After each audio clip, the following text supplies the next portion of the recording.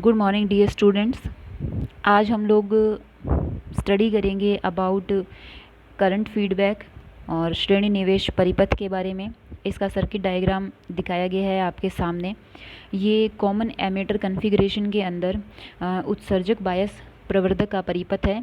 इसके बारे में हमने ट्रांजिस्टर वाली यूनिट में पढ़ा था। एक तो फिक्स्ड बायस के बारे में, एक एमीटर बायस्ड के बारे में एम्पलीफायर सर्किट के अंदर। इसमें जो रेजिस्टेंस आर ई होता है वो ऑपरेटिंग पॉइंट्स जो होते हैं उनको स्टेबिलिटी प्रदान करने का काम करता है। और ऑपरेटिंग पॉइंट्स के लिए आपको बता दूं व्हाट इज़ ऑपरेटिंग पॉइंट। जब हम लोग ट्रांजिस्टर के आउटपुट कैरेक्टरिस्टिक कर्व जो है वो ड्रॉ करते हैं लोड लाइन के साथ, तो load line in characteristic curve को जिन पॉइंट्स पे कट करती हैं वो क्या होते हैं, ऑपरेटिंग पॉइंट्स होते हैं। फिक्स्ड आईबी के लिए, हर एक आईबी के लिए क्या है, अलग अलग ऑपरेटिंग पॉइंट्स जो है वो हमें मिलते हैं, ठीक है। और इस आर ई के सिरों पर जो वोल्टेज वी एफ होती है, ओके, वो फीडबैक वोल्टेज होती है।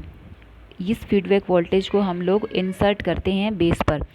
तो जो सिग्नल इंसर्ट होगा वो है V I minus V F.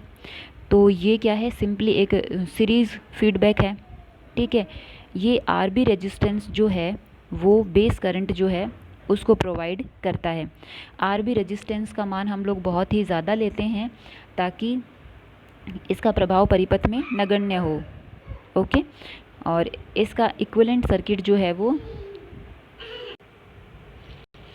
तो इसका जो एच इक्विवेलेंट सर्किट है वो आप देख ही पा रहे हैं। हमने बहुत बार ड्रॉ किया है ये circuit, H I E G M V B E. इधर से आई बी करंट आ रही है इनपुट सेक्शन से, आउटपुट सेक्शन से आई सी, और आर ई में से आई बी और आई सी दोनों करंट जो है वो फ्लो हो रही हैं। अब देखिए we F voltage, feedback voltage हमें लोड रेजिस्टेंस पे प्राप्त करनी है। तो वी एफ जो है वो क्या हो गया, रेजिस्टेंस इंटू करंट, तो आर ई इंटू आई बी प्लस आई सी। यहाँ से हम लोग आई सी को कॉमन ले लेंगे, तो यहाँ पे आई बी बटे आई सी। एज वी नो कि आई सी बटे आई बी जो होता है वो होता है एच एफ ई, ठीक है। तो ये 1 बटे एच एफ ई बनेगा, तो जिससे यहाँ पे 1 प्लस एच एफ ई बटे एच एफ ई इंटू आई सी बन जाएगा, ठीक है। तो फीडबैक वोल्टेज हमारे पास एक्सप्रेशन आ गया। इस फीडबैक वोल्टेज में क्या है, ये लोड करंट के प्रोपोर्शनल है। तो जब हम लोगों ने पढ़ा था about voltage feedback and about current feedback, तो जो करंट फीडबैक होता है उसमें जो फीडबैक वाला सिग्नल होता है वो लोड करंट के प्रोपोर्शनल होता है। तो इस इक्वेशन से हमें ये पता लगता है कि ये एक करंट फीडबैक है। और इसी के साथ हमारे पास ये वाली जो इक्वेशन है इसमें V I minus V F voltage का डायरेक्ट सम या डायरेक्ट सब्सट्रैक्शन जो भी है वो हो रहा है। तो डायरेक्ट कब होता है, जब हम लोग सीरीज़ में सिग्नल देते हैं। सीरीज़ में देते हैं तो सिग्नल या तो जुड़ जाते हैं या घट जाते हैं, ठीक है। वो सिग्नल के फेज़ पे डिपेंड करता है। यानी कि इन दोनों इक्वेशन से हम ये समझ सकते हैं कि ये एक करंट फीडबैक है और विद सीरीज़ इनपुट है, ठीक है। इसीलिए इसे current feedback series input circuit भी कहते हैं। उसके बाद लोड जो है वी नॉट वो होता है minus I C R L, है ना। इस सर्किट से हम देख ही रहे हैं, ये आई सी करंट लोड में से जाएगी और minus I C R L V naught का मान आ गया। अब हम इसको थोड़ा सा बुक में डायरेक्ट ऐसे लिखा है minus G M V B E R L. मैं थोड़ा सा बता देती हूँ ये कैसे आया है। हालांकि ये ट्रांजिस्टर वाली यूनिट में हम ऑल जो डेरिवेशन है यहाँ पे सिर्फ कॉन्सेप्ट रहता है, सारी डेरिवेशन वहाँ कर चुके हैं हम लोग। तो इसमें जैसे दोनों तरफ वी बी ई से गुणा कर दो ऊपर नीचे तो कोई फ़र्क नहीं पड़ता, आई बी से कर दो कोई फ़र्क नहीं पड़ता।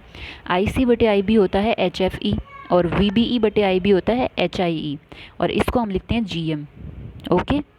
इस तरह से आई वी नोट किसके बराबर आ गया, G M V B E R L के बराबर आ गया। और जो वोल्टेज, तो ये वी नोट का एक्सप्रेशन हमारे पास आ गया। उसके बाद वोल्टेज वी बी ई, मैंने अपने कल के लेक्चर में बताया था कि वोल्टेज डिवाइडर रूल से वी बी ई बराबर होता है वी बी ई जिस पे वोल्टेज ड्रॉप हो रहा है वो रेजिस्टेंस प्लस बटे में टोटल इनपुट सेक्शन का रेजिस्टेंस, तो H I E R E into source voltage. तो ये हमारे पास वी बी ई का मान आ गया, एच आई ई बटे R E plus H I E into V I. ये वी बी ई का मान हम लोग वी नोट के एक्सप्रेशन में रख देते हैं, ओके। तो G M R L H I E V I बटे R E plus H I E, तो वी नोट के अंदर हम लोग मान रख देंगे ना, तो ये आ जाएगा हमारे पास। इसमें हम लोग क्या करेंगे, एच आई ई से डिवाइड कर देंगे, HIE से डिवाइड करेंगे ना तो RE/HIE बन जाएगा। ठीक है, यहाँ से V0 ओवर VI निकाल लेंगे। तो V0 ओवर VI क्या है, विदाउट फीडबैक हमारे पास गेन आ जाता है। ठीक है, विदाउट फीडबैक गेन आ गया। और पुनर्निवेशी वोल्टता, पुनर्निवेशी अनुपात बीटा जो है,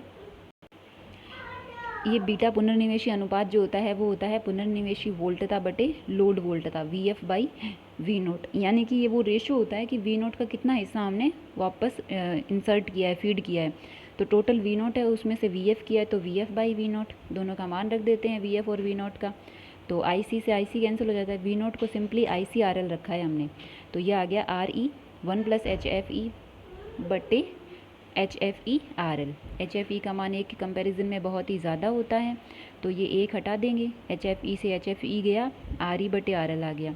अब इसका यूज़ करते हुए, इस A के एक्सप्रेशन का और इस बीटा के एक्सप्रेशन का यूज़ करते हुए हम वोल्टेज गेन, इनपुट इम्पिडेंस और आउटपुट इम्पिडेंस निकालेंगे। तो ये फीडबैक का फॉर्मूला है A/1 - A बीटा।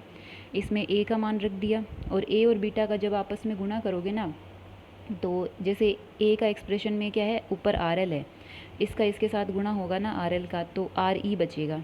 तो ये बन गया A बीटा का मान GMRE बटे 1 + RE/HIE। ओके, और इसको ज़रा सा सॉल्व कर लेते हैं, ये इससे कैंसिल हो जाएगा। ये एलसीएम लेने से 1 + RE/HIE बन जाएगा। यहाँ पे इसका मान बहुत ही कम होता है, इसको हटा देते हैं, और GM से GM गया तो RL/RE मान आ गया विद फीडबैक वोल्टेज गेन का। उसके बाद इनपुट रेजिस्टेंस की अगर हम लोग बात करेंगे, तो इनपुट रेजिस्टेंस के अंदर विदाउट फीडबैक तो RE + HIE है, HI कॉमन ले लेंगे तो 1 + RE/HIE, और with feedback RI 1 - A beta. A beta का मान तो ये होता है, और ये RI ऊपर वाला। ठीक है, इसको भी सॉल्व करेंगे, ये इससे कैंसिल, और 1 + RE/HIE, HIE से गुणा करेंगे अंदर तो ये कैंसिल हो जाएगा, ये वाला एक्सप्रेशन बन जाएगा। RE कॉमन ले लो, इसका मान HFE का मान RE के कंपैरिजन में बहुत ही ज़्यादा है, तो ये अप्रॉक्सीमेटली HFE RE के बराबर हो जाता है। तो ये इनपुट इसका रेजिस्टेंस हो जाएगा। ठीक है, उसके बाद में आउटपुट रेजिस्टेंस की बात करेंगे, तो आउटपुट रेजिस्टेंस के लिए आउटपुट टर्मिनल के ऊपर मेज़र करेंगे, RE को हटाएंगे।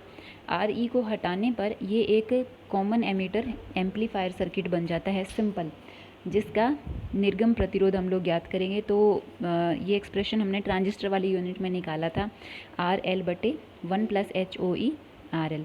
और अगर हम लोग विद फीडबैक यूज़ करेंगे तो RO dash is equal to RO 1 - A beta.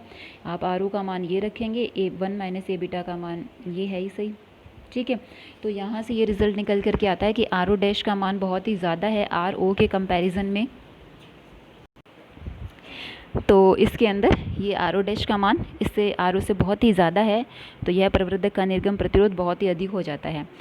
तो ये था current feedback series input circuit. ठीक है, और इसके अंदर हमने voltage gain, voltage gain, input resistance, output resistance के बारे में पढ़ा।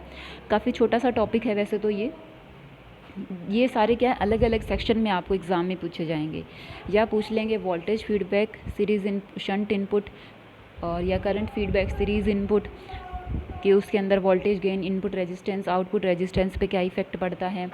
किसी भी तरीके से क्वेश्चन को पुट अप कर सकते हैं। फीडबैक टेक्निक क्या है, फीडबैक से गेन पर क्या इफ़ेक्ट पड़ता है ना, वोल्टेज फीडबैक क्या है, करंट फीडबैक क्या है, व्हाट इज़ फीडबैक।